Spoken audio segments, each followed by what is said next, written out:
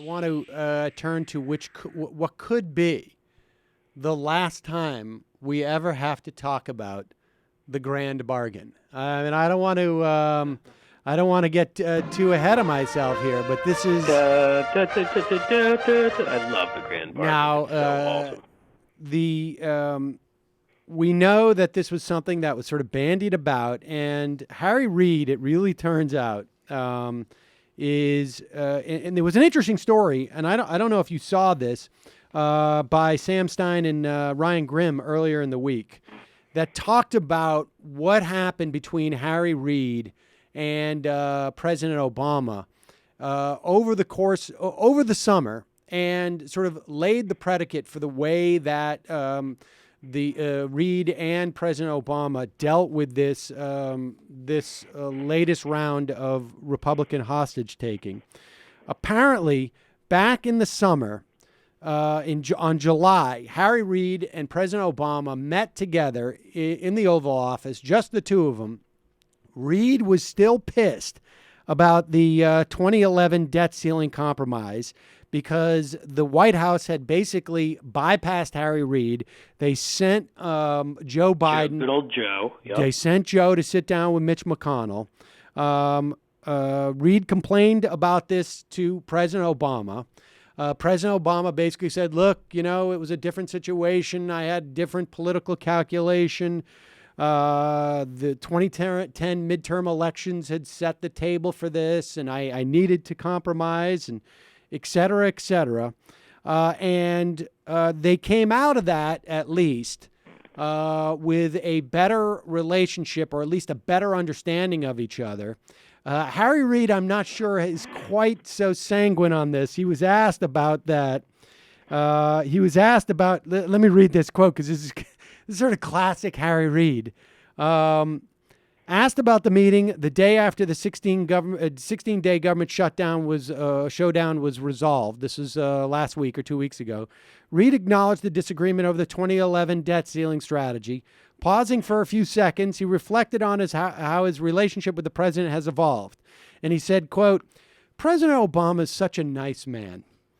Just a nice person. And he became president during an awful time. It's easy to look back and say, oh, he shouldn't have done that, or he shouldn't have renewed the payroll tax. That's all then. This is now a different environment. I don't want to sound like a cheerleader for Obama. He can get others to do that, but he's a good person. And, there's Harry Reid sort of like... I wish I could hear the tone of voice he said that in so we could know if he was being condescending or not. I think he was basically saying, like, look, I still have my issues with the president, because I think there was a moment during the shutdown where the president tried to do this again.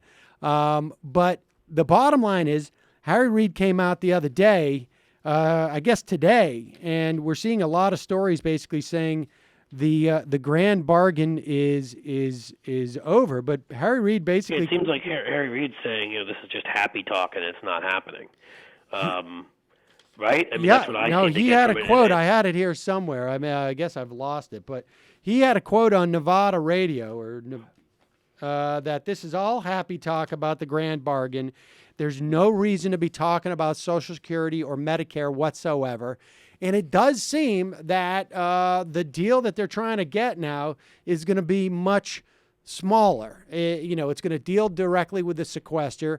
And I think this is Harry Reid asserting himself, and it could also very well be a function of, having Senator Warren in there, having,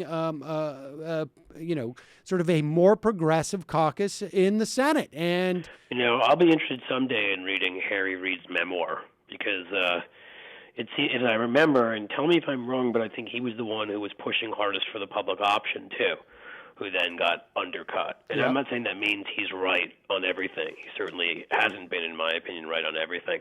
But it does seem like in the last couple of years there have been a number of times he wanted to take a stronger tack and has been undercut by the Obama administration, which is sort of an interesting dynamic. And I think that's why reading that article was so interesting, because there's so much that's written about the personality, the navel-gazing stuff that's just basically political gossip, and doesn't. But this kind of stuff is important, because when you study history and you study politics, you learn how important, you'd think that this is such important stuff that, things as trivial as relationships and peak and whatever can't get in the way, but it does, and it often does. These guys can't control their emotions just like so many of the rest of us can't. I don't think this was about personalities. I think this was about, political agendas. And, the president clearly did not have an aligned set of interests as Harry Reid and what he was pushing for. And there was one of the elements of that was that President Obama didn't feel that Harry Reid could control his caucus in the Senate, and Harry Reid was like, "Why don't you ask me first before you make these assumptions?" But I think Sam, there's still some personality in that. Yeah. I mean, you're right. I mean, it's not a personality like ego necessarily, but it's people who sometimes some people are less likely to trust others than others are, and it's things like that play into it. How much you trust people on your own side. What you're going for, and it's always helpful if you have these guys who are leading these fights can sit down together, and even if they have some disagreements, they know about them ahead of time. Which maybe they didn't. I don't know, because maybe they weren't talking. Well, it's interesting because as far as I recall, Harry Reid was one of the guys who pushed